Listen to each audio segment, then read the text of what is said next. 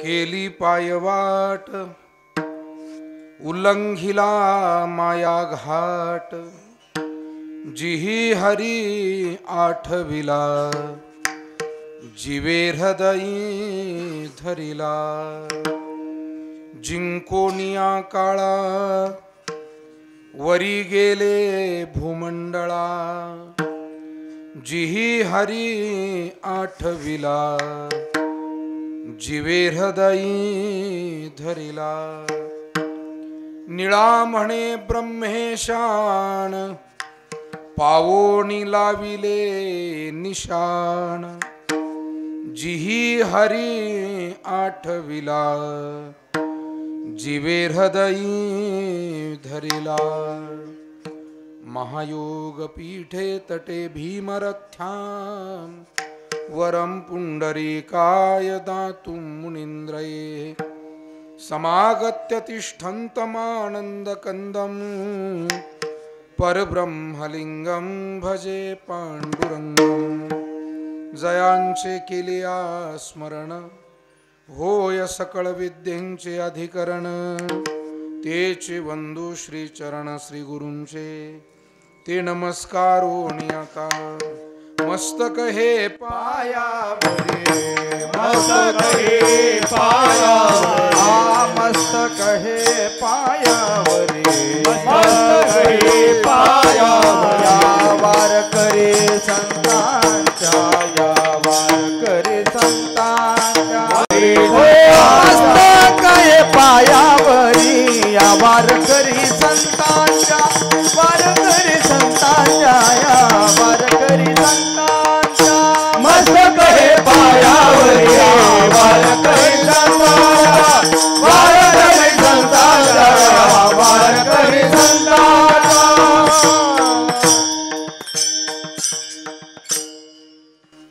केली पायवाट उल्लंघिला माया घाट, जिही हरी आठविला जीवे हृदयी धरिला। संत श्रेष्ठ निळोबा महाराजांचा हा 4 चरणाचा अत्यंत महत्त्वपूर्ण असा अभंग। संतश्रेष्ठ निळोबा महाराजांनी या अभंगातून वारकरी संतांनी केलेलं जे महत्त्वपूर्ण कार्य आहे आणि ते किती योग्य पद्धतीनं केलंय हे अत्यंत श्रद्धापूर्वक भावभक्तीपूर्वक या अभंगातून सांगितलं।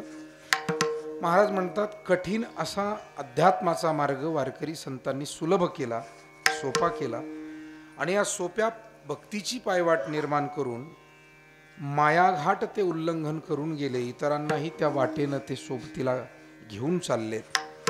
अर्थात ही भक्ती म्हणजे भगवंताचं नामस्मरण आणि त्याला अंतकरणामध्ये धारण करणं। अशा स्वरूपानं कार्य करणारे हे महात्मे ऊर्ध्व गतीला गेले, श्रेष्ठ गतीला गेले, हेही निळोबाराय या अभंगातून सांगतात। आणि ती ऊर्ध्व गती म्हणजे कोणती, तर ब्रह्मपदापर्यंत हे महात्मे जाऊन पोहोचले, असंही मार्गदर्शन महाराजांनी केलंय। प्राप्त वेळेमध्ये काही सेवा या अभंगाच्या माध्यमातून भगवत चरणी समर्पित करत असताना कार्यक्रमाच्या निमित्तानं परिहार देणं आवश्यक आहे। आपल्या मौजे बेलसर या ठिकाणी या पवित्र भूमीमध्ये देवस्थानामध्ये पूज्य तपोनिधी सद्गुरू गुलाब बाबा यांच्या प्रेरणेनं आणि पूज्य परमश्रद्धेय वैकुंठवासी कोंडाजी बाबा डेरे यांच्या कृपाशीर्वादानं हा सप्ताह गेली 34 वर्ष या ठिकाणी संपन्न होतोय। या कार्यक्रमाला संपन्न करत असताना गावातील व परिसरातील सर्व भजनी मंडळ, त्याचप्रमाणे समस्त ग्रामस्थ मंडळ बेलसर आणि मुंबईकर मंडळींच्या विशेष अशा उपस्थितीत व सहयोगानं आणि पूज्य परमश्रद्धेय गुलाब बाबा यांची जी तपश्चर्या आणि एक साधना या भूमीमध्ये आहे, त्या साधनेस्तव हा कार्यक्रम संपन्न होतोय।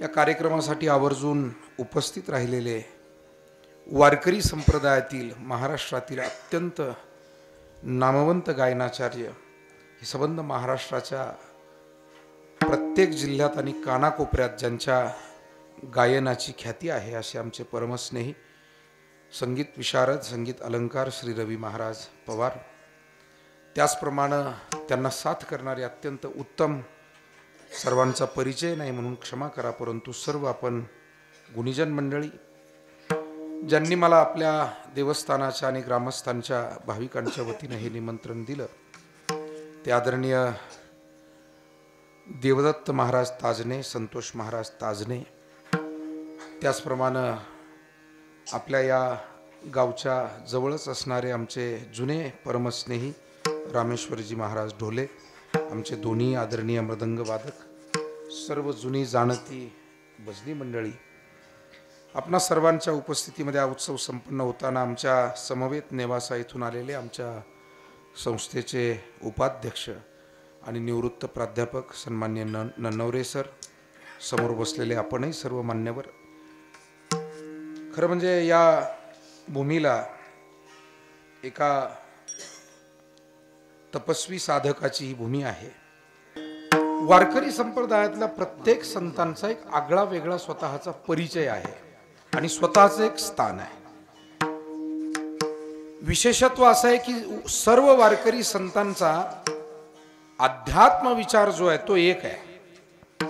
व्यवहार प्रत्येकाचा भिन्न आहे, जीवन भिन्न आहे, कार्यकाल भिन्न आहे, प्रत्येकाचं जन्माला येण्याचं, अवताराला येण्याचं ठिकाण, जाती, कुळ हे सुद्धा भिन्न आहे. पण अध्यात्माचा विचार देताना तो मात्र सर्वांचा एक सूत्री विचार आहे. पण हा एक सूत्री विचार असताना सुद्धा प्रत्येकाचं काही एक वेगळं वैशिष्ट्य आणि एक वेगळा परिचय. जसं ताटामध्ये वाढलेलं अन्न हे ब्रह्मरूप असतं असं म्हणून आपण मोठ्या श्रद्धेनं सेवन करतो, तरी सुद्धा ते अन्न, सर्व अन्न आपली भूक शमवतं, क्षुधानाश करतं, पण तरी सुद्धा प्रत्येक अन्नाची चव आणि त्याच्यातले घटक मात्र भिन्न असतात. क्षुधानाश होते ही जरी अन्नाची समानता असली, परंतु त्याची चव आणि घटक वेगळे. प्रत्येकात जीवनसत्व वेगळे असतील, प्रथिनं वेगळी असतील, आणखी काही तत्व वेगळी असतील. तसं संत महात्म्यांचं कार्य हे समाज हिताचं आहे, पण प्रत्येक संतांची एक वेगळी ओळख आहे. जसं ज्ञानोबारायांची ओळख म्हटलं की आपल्या सगळ्यांना ठाऊक आहे, ज्ञान हीच ज्ञानोबारायांची ओळख आहे. ते चालते ज्ञानाचे बिंब, जयाचे अवयव ते सुखाचे कोंब, एरम माणूसपण हे भांब, लौकिक भागू. आमची जुनी जाणती कीर्तनकार मंडळी म्हणायची की माऊलींचं वर्णन करायचं असेल तर असंच करता येईल की जे प्रत्यक्ष ब्रह्मज्ञानालाच फुटलेले हातपाय म्हणजे ज्ञानोबार आहे. म्हणून ज्ञानी आमचा शिरोमणी वंद्य जो का पूज्यस्थानी, सर्व संतांनी याच स्वरूपाचं केलेलं वर्णन.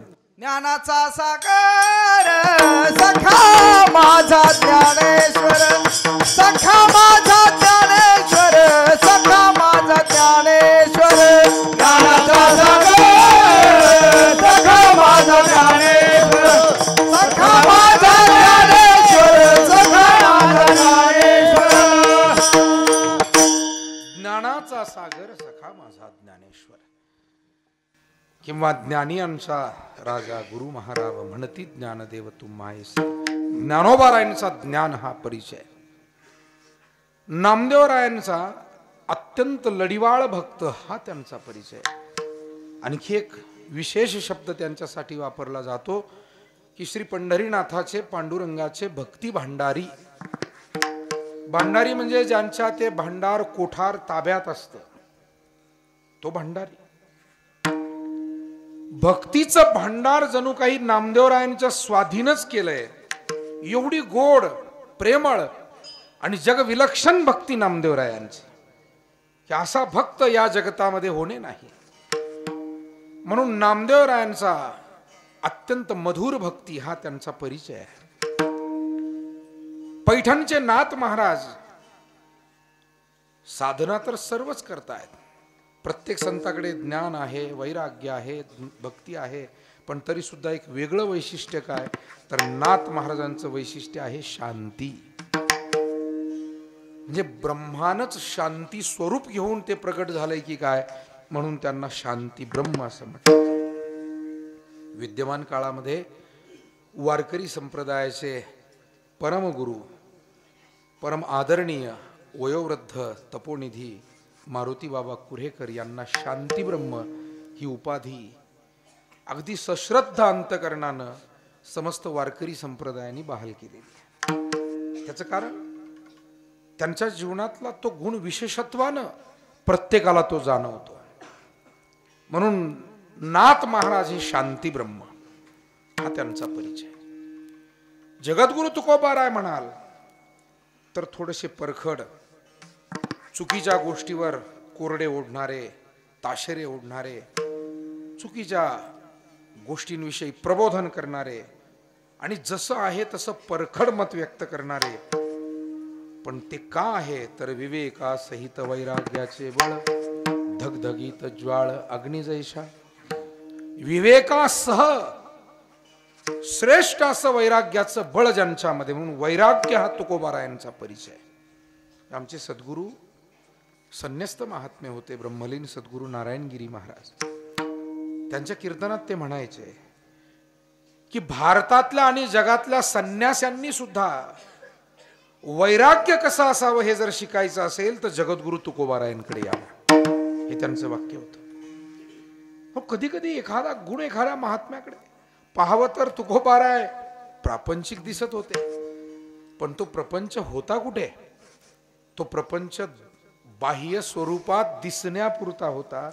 महाराजांची स्वांतकरण स्थिती त्यावेळची काय होती महाराज वर्णन करतात. जाळोनी संसार पैसलो अंगणी, जाळोनी संसार पैसलो अंगणी, तुझे नाही मनी मानसी हे, तुझे राहे म्हणे मानसी. जाळोनी संसार पैसलो अंगणी, जाळोनी संसार बैसलो अंगणी, जाळोनी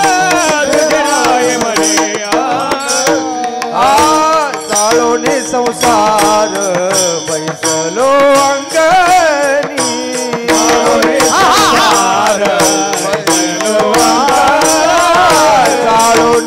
संसार बैसलो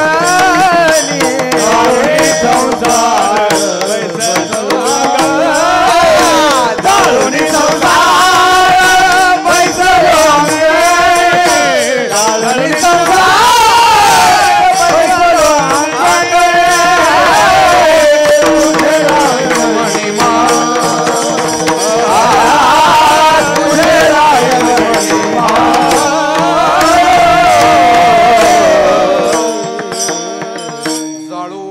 संसार बैसलो अंगणी, तुझे नाही मनी मानसी हे.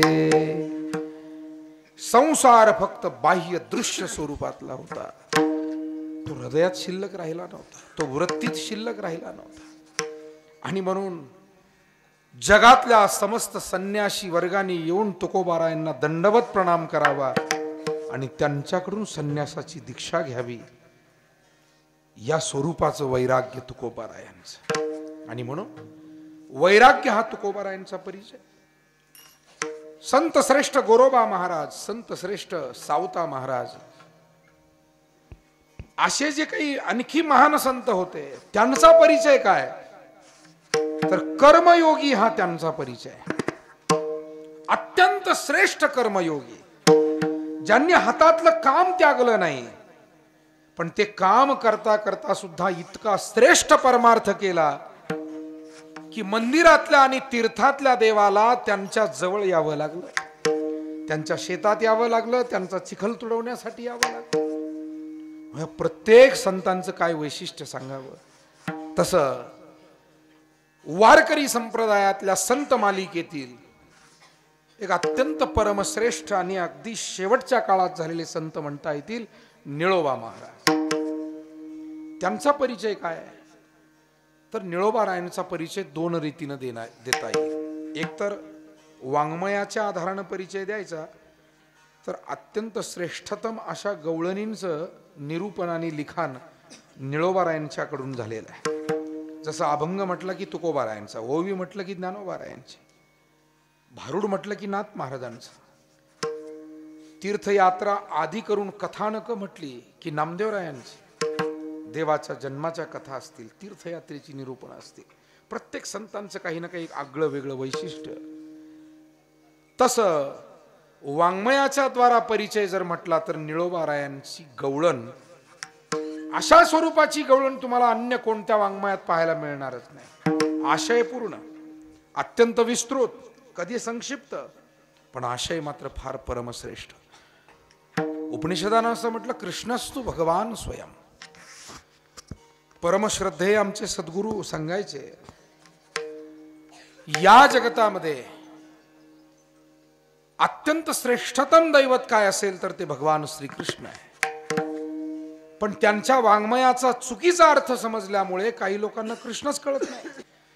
पण श्रीकृष्ण चरित्राचा अर्थ विपरीत कळल्यामुळे किंवा तो व्यवस्थित कळून घ्यायचाच नाही असा पूर्वग्रह ठेवून मग कृष्णाचं चिंतन केल्यामुळे कृष्ण अनेकांना कळला नाही. अहो, कृष्ण अनेकांना कळला नाही यात काय नवल. जिच्या अंगणात तो खेळला ना तिलाही तो लवकर कळला नाही. मारावया तिने उगारिली काठी, भुवने त्या पोटी 14 देखे. हा प्रत्यक्ष परब्रह्म आहे असं अगोदरच कळलं असतं तर यशोदेनं त्याला मारायला काठी उगारली असती का? देवळात गेल्यावर फार श्रद्धा आहे म्हणून कोणी देवावर काठी उगारतो का? तुमच्याकडे कसं काय चालतं ते तरी सांगा मला. हे भागाभागात काही बदल असतो. मला वाटतं देवावर फार श्रद्धा आहे म्हणून कोणी देवावर काठी कशी उगारील हो? देवाला पुनश्च भूयोपी नमो नमस्ते, पुन्हा पुन्हा पुन्हा त्याचं दर्शन करावं, वंदन करावं ही भावना मनामध्ये राहील. देवा ह्या प्रेमाच्या भरातच. पण मारावया तिने, तिलाही लवकर ज्यानं कळू दिलं नाही, अनेकांना कळू दिलं नाही. ज्याच्या रथावर तो सारथी म्हणून बसला, ज्याचा पाठीराखा म्हणून त्याच्या सोबतीनं त्या युद्धामध्ये उभा राहिला, त्यालाही बराच काळ तो कळाला नाही. त्यानं स्वतः कबूल केलंय म्हणून बोलायचं, नाही तर आपला तरी काय अधिकार बोलायला. पण तो म्हणतोय ना, अर्जुन म्हणतोय ना, सखेती मत्वा प्रसभम यदुक्तम, हे कृष्ण हे यादव हे सखेती, अजानता महिमानं तवेदम, मया प्रमादात प्रणयेन वापी. बाकी काही श्लोक नाही कळला तरी अजानता बस एवढंच शब्द समजून, बाकीचं पाहून घेऊ आपण सगळेच. आता मलाही तेवढं कळत नाही तर कुठं डोकं लावत बसता. अजानता महिमानं तवे. भगवंता तुझं महिमान मला आतापर्यंत जाणता आलं नाही, समजू शकलो नाही. कृष्णा म्हणून हाकारिजे, यादवपणे तू ते लेखीजे. कधी कृष्णा म्हणून तुला हाक मारली, एक यादवांचा राजा म्हणून तुझ्याकडे पाहिलं, मित्र म्हणून तुझ्याकडे पाहिलं, मेहुणा म्हणून तुझ्याकडे पाहिलं. पण आता मात्र कळू लागलंय की तू कोण आहे. परम ब्रह्म परम धाम पवित्रम परमं भवान पुरुषम शाश्वतम दिव्यम आदिदेवम अजम विभुम. तू या जगताचा आधार अधिष्ठान तत्व आहे. महाराज वर्णन करतात ना, तुझी या सत्तेने वेदासी बोलणे, तुझिया सत्तेने वेदासी बोलणे, तुझिया वेदासी बोलणे, तुझिया वेदासी बोलणे. सूर्यासी चालणे तुझिया बळे, सूर्यासी चालणे तुझिया बळे, सूर्यासी चालणे तुझिया बळे, सूर्यासी चालणे तुझिया बळे. ओ ऐसा तू समर्थ ब्रह्मांडाचा धनी, ऐसा तू समर्थ ब्रह्मांडाचा धनी. सूर्यासी चालणे तुझिया बळे, सूर्यासी चालणे तुझिया बळे, सूर्यासी चालणे सूर्यासी चालणे तुझिया बळे. ओ ऐसा तू समर्थ ब्रह्मांडाचा धनी, ऐसा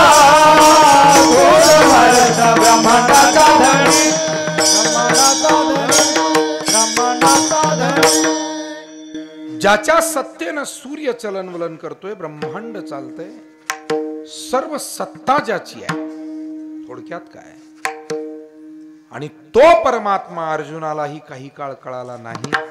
नंतर त्यानं समजून घेण्याचा काही अंशी प्रयत्न केला.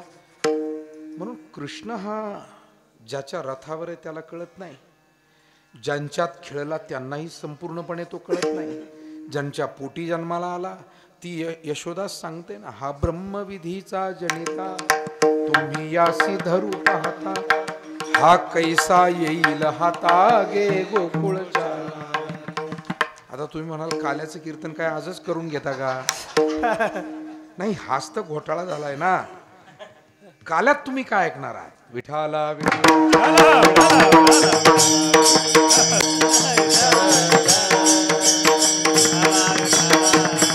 म्हणून निळोबाराय समजून घ्या मायबाप हो. निळोबाराय समजले तर कृष्ण कळेल.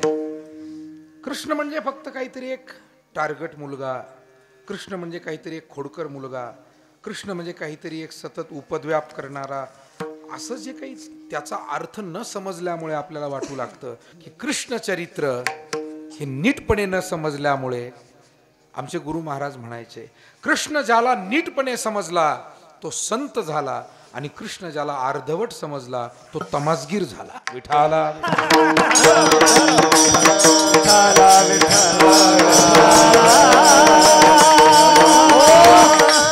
कोण आहे श्रीकृष्ण? अनंत ब्रह्मांडे उदरी जो हा बालक नंदा घरी. अनेक तुकोबारायांच्या गवळणी आहेत, नाथ महाराजांच्या, पण त्या सर्वांमध्ये जर निळोबारायांच्या गवळणींचा विचार केला तर निळोबाराय त्या गवळणींच्याच मुखातून सांगतात, एकी एकटाची असोनी एकला, विश्वी विश्वाकार ओवनिया ठेला, जया परिवो तैसाची गमला, नंद नंदन हा अचोज अंबुलावो. श्रेष्ठतम व्यापक अर्थ. एक गवळण डोक्यावर पाण्याचे घडे भरलेले आहेत आणि दुसऱ्या गवळणीशी बोलत चाललेली आहे. ती म्हणते, अगं त्या नंदाच्या अंगणात रांगणार ते बाळ आहे ना, त्याला सामान्य बाळ समजू नको बरं. फक्त नंदाचा नंदन, यशोदेचा तान्हा असं त्याला समजू नकोस. तर विश्वी विश्वाकार हो निया ठेला, तो या विश्वाचं ब्रह्म चैतन्य स्वरूप असलेला प्रत्यक्ष परमात्मा आहे, आणि तो बालक म्हणून इथे आले. परब्रह्म निष्काम तो हा गवळिया. म्हणून निळोबारायांचा परिचय मला द्यायचा आहे की निळोबाराय अत्यंत क्लिष्ट अशा एका विषयाला, वारकरी संप्रदायाला आणि जगाला समजावून सांगण्यासाठी अवताराला आलेले संत आहेत की कृष्ण म्हणजे काय हे सांगणारे. हा त्यांचा पहिला परिचय. आणि निळोबारायांचा दुसरा परिचय द्यायचा तर गुरुनिष्ठ भक्त हा त्यांचा दुसरा परिचय. गुरुनिष्ठ साधक. किती गुरुनिष्ठा? तर असं म्हणतात की तुकोबाराय सदैव वैकुंठाला गेले, आणि ही वार्ता निळोबारायांना उशिरानं कळाली. वारकरी संप्रदायामध्ये अशी कथा रूढ आहे. निळोबा महाराज यांना जेव्हा कळलं की तुकाराम महाराज गेलेत, निळोबा महाराजांची खूप मनोमन इच्छा होती. ते तुकोबारायांचे अत्यंत एक श्रद्धावान भक्त होते, पण नुसता भक्त नको, मला त्यांचा शिष्य व्हायचंय ही भावना निळोबारायांच्या मनामध्ये होती. आणि तुकोबाराय असे महात्मे होते की ते म्हणाले, मीच जर आयुष्यभर साधक आहे तर मी कुणाला शिष्य का बनवू? काय विलक्षण महात्मा. आज जगामध्ये गुरु होण्याची केवढी घाई आहे, आणि या जगद्गुरूला गुरु होण्याची घाई नव्हती. काय विलक्षण या संतांचं चरित्र आहे. किती प्रेरणा आपण घेत राहाव्या. माझ्यासारखा थातूर मातूर माणूस 10-5 कीर्तन केले तरी तो म्हणत असतो, आमच्या गावात आमचे इतके शिष्य आहे. अरे तू गुरु झाला कधी? तुला लाज कशी वाटत नाही बोलताना? तुकोबारायांचं नाव घेतो, माऊलींचं घेतो, स्वतःला गुरु म्हणतो. असा बिनलाजाचा धंदा करणारी माणसं कधी कधी आपल्याला भेटतात. विठाला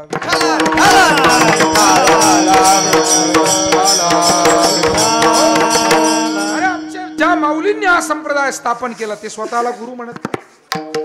नाथ महाराज स्वतःला गुरु म्हणत नाही. तुकोबाराय स्वतःकडे गुरुपद घेत नाही. मितव अनाथ अपराधी कर्महीन मतिमंद बुद्धी अशा पद्धतीचं अत्यंत लहानपण, तुच्छपण स्वतःकडे ते घेतात. आणि मग आम्हाला असं कसं काय बोलता येईल? मला असं वाटतं संप्रदायातला मूळ गाभा, मूळ विचार तो समजून उमजून निदान आपलं हसं शहाण्यांमध्ये होणार नाही याची काळजी घेणाऱ्या साधकांची गरज आहे.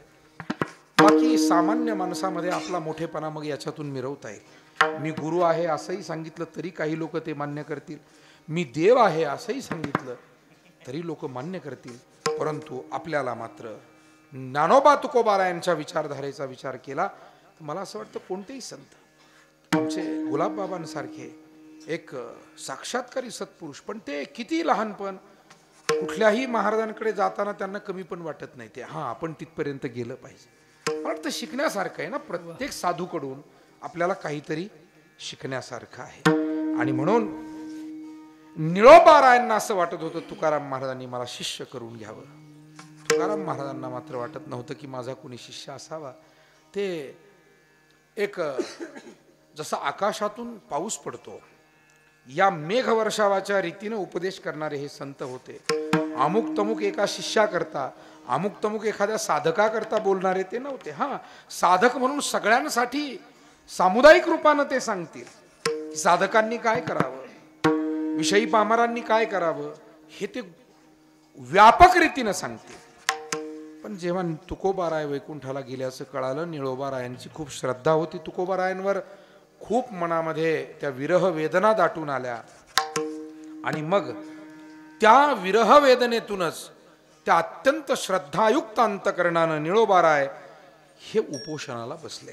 पिंपळनेर तालुका पारनेर निळोबारायांचं उपोषण सुरू झालं. आणि असं म्हणतात की जवळजवळ 42-43 दिवसाचं उपोषण निळोबारायांनी केलं. म्हणून पारनेर तालुक्याला उपोषणाची परंपरा इतकी जुनी आहे. काही गोष्टी उगीच येत नाही हो, काहीतरी संस्कार कुठून तरी असावा लागतो. आणि तसंही पिंपळनेर आणि राळेगण हे शिवाला शिव आहे. विठाला विठाला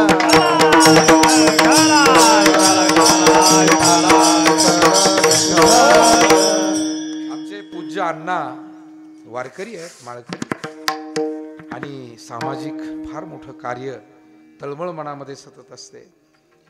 मला असं वाटतं या समाजामध्ये विध्वंसक प्रवृत्ती फार आहेत, पण या समाजाला सांधणारी माणसं, समाजाला बांधणारी माणसं, समाज हितासाठी काही करू पाहणारी माणसं फार थोडी आहेत.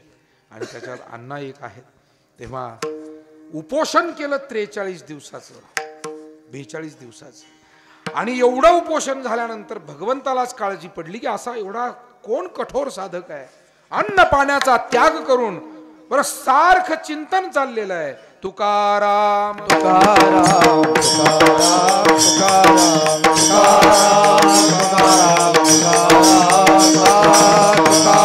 तुकाराम तुकाराम तुकाराम तुकाराम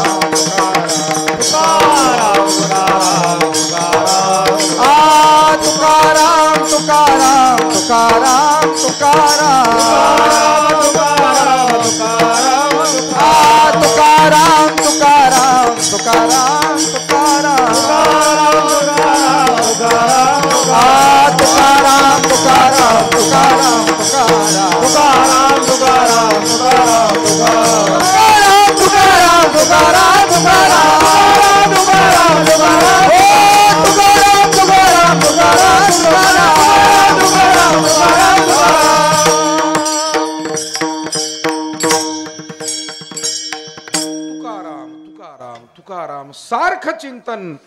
महाराज तर सदैव वैकुंठाला गेले. शेवटी असं म्हणतात की प्रत्यक्ष या जगताचं आधार तत्व असलेला जो ईश्वर आहे, पांडुरंग परमात्मा, वैकुंठ लोकातून निळोबारायांच्या भेटीला आला. पण तोपर्यंत निळोबारायांना देह तादात्म्य उरलेलं नव्हतं. ते त्या ब्रह्मानंदात निमग्न होते आणि शरीरात दुगदुगीत एवढी उरली होती, बाकी कुठले प्राण आणि शक्ती शरीरात उरलेली नव्हती. आणि अशा अवस्थेमध्ये निळोबारायांच्या मस्तकावरती पांडुरंगानं हात ठेवला. केवढं भाग्य आहे. आपल्याकडे म्हटलं जातं अंतकालेच मामेव स्मरणत्वा कलेवरम य प्रयाती समद्भावम याती नास्त्यत्र संशयः. अंतकाळी ज्याचे नाम आले मुखा तुका म्हणे सुखापा. नुसतं भगवंताचं नाव जरी शेवटी मुखात आलं तरी आपण नक्की सद्गतीला जातो. याती नास्त्यत्र संशयः. इथे प्रत्यक्ष भगवंत भेटायला आलाय. वैकुंठच त्यांच्याकडे आले. सुखे येतो घरा नारायण. आणि म्हणून निळोबाराय भाग्यवान होते. निळोबारायांना तो दिव्य स्पर्श जाणवला. मोठं आनंद आल्हादित वाटलं. आणि तेवढ्यात पांडुरंगाने सांगितलं, निळोबा अहो काय एवढा स्वतःचा त्रागा करून घेतलाय, कशासाठी तुम्ही इथे बसलेला आहात? त्यावेळेला निळोबाराय म्हणतात, तू कयाचा धावा करीत असो, निळा म्हणे आम्ही नोळखोची देवा. देवा तुम्ही आलात, मी खूप तुमचा आभारी आहे, पण आत्ता तरी मी तुम्हाला ओळख देणार नाही, कारण मी जगद्गुरु तुकाराम महाराजांच्या भेटीसाठी अनुग्रहासाठी इथे बसलेलो आहे. अहो पण मी देव आहे. म्हणाले, देवा तुम्ही देव आहात, आमची श्रद्धा तुमच्यावर आहे ना, आम्ही तुम्हाला ओळखत नाही का? तुमचा दिव्य स्पर्श जाणवला, तुम्ही देव आहात मला मान्य आहे, पण आत्ता या क्षणाला मात्र मी तुम्हाला बोलावलेलं तुझ लागी बोलाविल कोणी प्रार्थना वाचोनी आलासी प्रार्थना वाचोनी आलासी गा.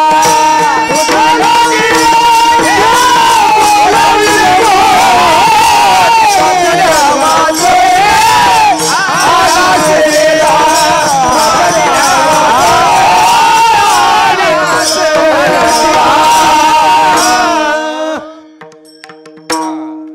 तुझ लागी येथे बोलाविले कोणी प्रार्थिल्या वाचोनी आला सिका. देवा तुम्ही आलात, पण मी तुमची प्रार्थना केलेली नाही. मग प्रार्थना नाही केली तर तुम्ही आता निघून जा. मी तुकोबाराय आले तरच ये उपोषण सोडील, अन्यथा नाही. म्हणजे इतकं कठोर उपोषण निळोबारायांनी केलं. एवढी गुरूंच्या विषयी श्रद्धा निष्ठा त्यांच्या मनात होती. आणि असं म्हणतात की जे तुकोबाराय एकदा भागीरथीसाठी त्यांच्या थोरल्या मुलीसाठी आले, जे तुकोबाराय संताजी महाराज जगनाडे यांच्यासाठी आले, तेच तुकोबाराय निळोबारायांच्या सुद्धा भेटीसाठी आले, असं संप्रदायामध्ये सांगितलं जातं. तशी एक गाढ श्रद्धा आहे. आणि म्हणून निळोबारायांचा परिचय देत असताना एकतर श्रीकृष्णाला अत्यंत सुव्यवस्थित शास्त्रशुद्ध रीतीने समजावून सांगणारे असे निळोबाराय आणि जगद्गुरु तुकोबारायांवरती अत्यंत विशुद्ध श्रद्धा असलेले निळोबाराय. पण ते निळोबाराय ज्या वेळेला एकूण सकल संतांच्या कार्याविषयी बोलू लागतात, त्यावेळेला निळोबारायांचं हृदय श्रद्धेनं भरून येतं. निळोबाराय म्हणतात, आमच्या अगोदर झालेली आमची सगळी मायबाप संत मंडळी आहे, यांनी आमच्या या जनसामान्यांसाठी केलेलं कार्य का महत्वाचं आहे, तर ते एवढ्यासाठी आहे. परमार्थ ऋषीमुनींनी सांगितला, परमार्थ अनेक साधू महंतांनी सांगितला, पण आमच्या संतांनी नुसता परमार्थ सांगितला नाही, तर तो सर्वांच्या गळी उतरेल याच्यासाठी तो सुलभ करून सर्वांपर्यंत पोहोचवला. ताट वाढून देणं वेगळं आणि लेकराला जेवता येत नाही म्हणून छोटे छोटे घास करून त्याला भरवणं वेगळं. बरोबर आहे की नाही? नाही तर मग काही ठिकाणी ताट वाढून दिलं, खायचं तर खा, ते ताट वाढून देणं वेगळं. पण मातेचं हृदय कसं असतं, त्या लेकराला ती स्वतः भरवते, ह्याला अजून खाता येत नाही, याला ते जमत नाही. तसं आमच्या या सगळ्या मायबाप संतांनी या समाजाचा विचार केला. मोडणी या वाटा सूक्ष्म दुस्तर गेला राज्य भार चाले ऐसा गेला राज्य भार. मोडणी या वाटा सूक्ष्म दुस्तर गेला राज्य भार चाले ऐसा गेला राज्य भार. सांगण्याचा भाग इतकाच आहे, मोडोनिया वाटा सूक्ष्म दुस्तर केला राज्यभार चाले ऐसा.